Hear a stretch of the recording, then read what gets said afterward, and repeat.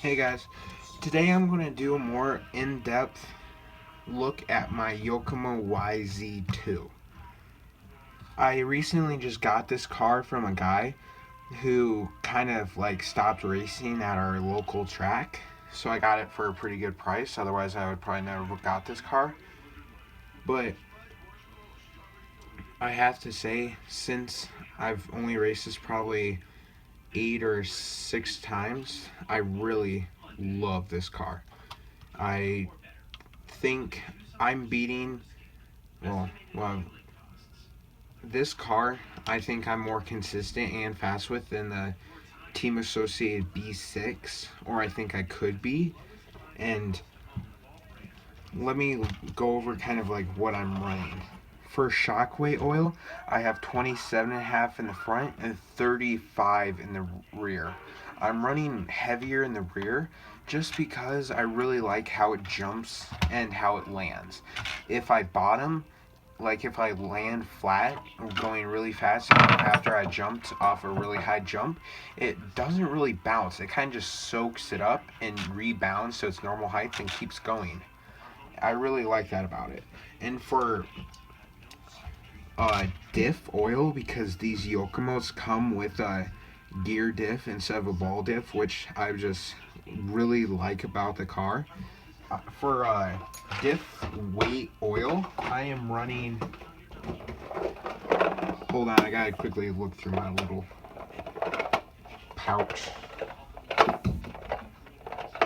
I am running the stock 3000 weight, and I've considered going heavier, but I don't know if it'd be good or bad for the car because I'm just trying to experiment to think where I really like it, and where I have it right now is pretty nice. And for tires, I'm running Schumacher cut Stagers, the yellow compound in the front, and Proline Pinpoint silver compound in the rear. And this setup I found is so far my favorite.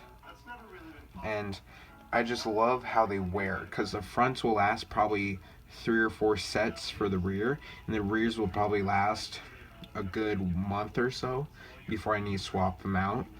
And for servo, I'm running the Savox digital coreless servo, the 4096. It's a really nice Savox servo. It's really high speed and it's really durable. I haven't really put a metal horn on it yet, but if I break 2 or 3 more plastic horns, then I'm going to go to the metal. And I don't think the servo will break. I think it can handle it.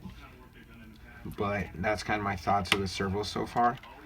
And for electronics, other than the servo, for controller, I am running the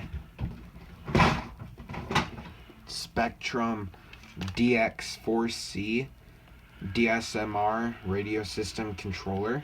And I really like the controller and everything. It's really nice. I'm able to adjust whatever I want on it, and it just works out really nicely. And for receiver, I'm running the stock receiver that comes with the controller when you buy it, the DSMR SR410 receiver. And that receiver I really like because it has lots of auxiliary ports and stuff to plug your transponders, your glitch busters, and all that type of stuff in that you would normally solder to the battery leads. So if your car just needs that glitch buster, like if it's starting to freak out, it won't do that now.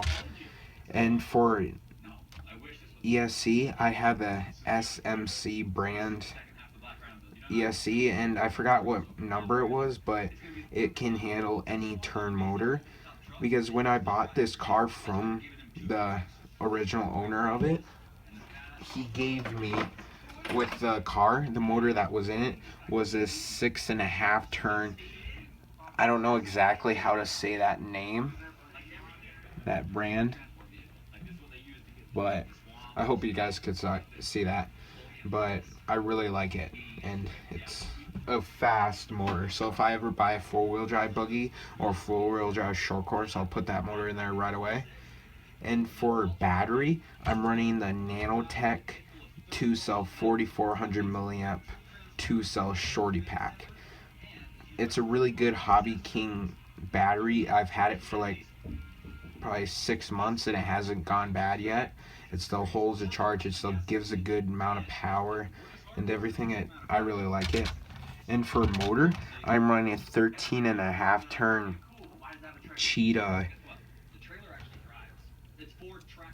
motor, censored motor, and I really like the motor. It doesn't, I have it geared so it probably runs about 130 degrees after a 6-minute main, and that's just perfect. I really like that about it.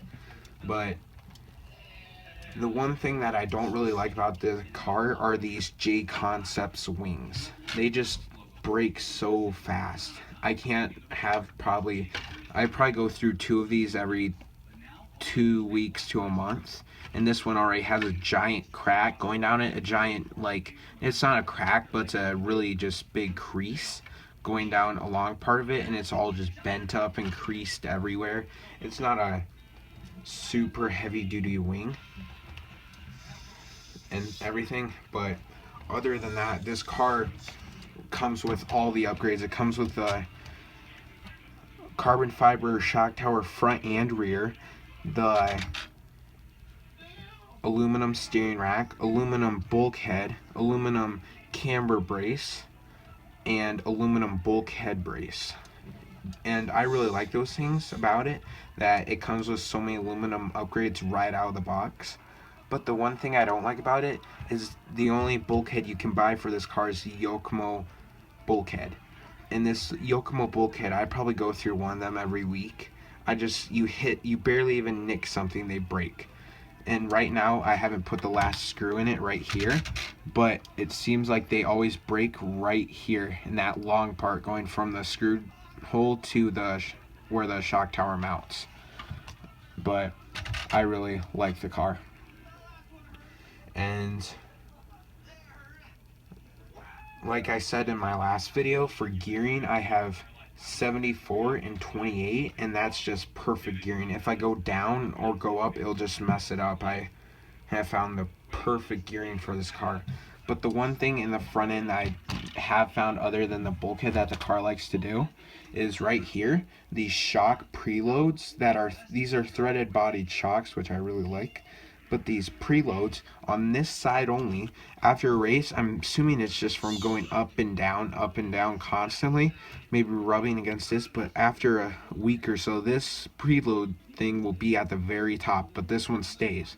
So I don't know what the whole deal about that is. I don't know if I'm missing a spacer somewhere, or down here if I have it in the right spot, but I've tried fixing it. No matter what I do, it won't work. So I just kind of like left it, and after a week I'll readjust it.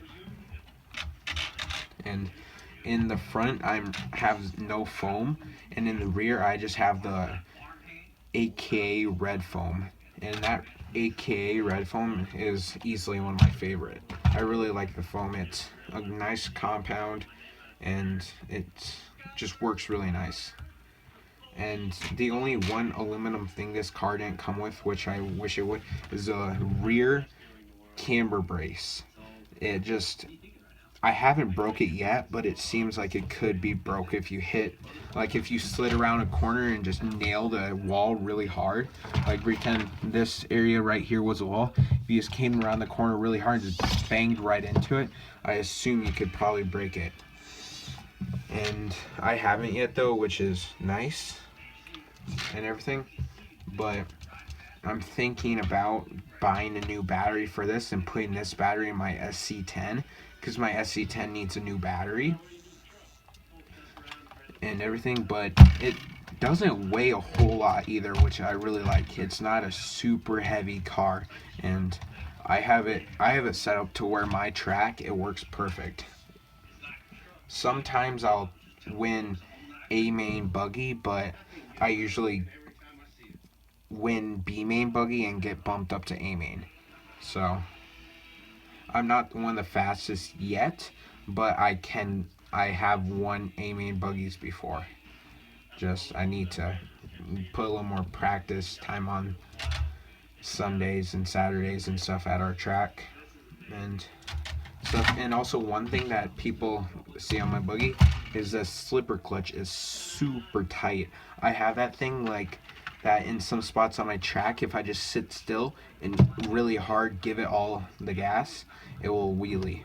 And I just gotta control that just to make sure that I don't accidentally wheelie going down the straight in the middle of a race and everything. But other than that, this car's really nice and clean. For $330 kit, it's not a bad kit at all. Yokomo did a really good job with this car. And if you look at the Team Associated B6, they basically copied this car and everything. But until next time, don't forget to like and subscribe. Until then, peace.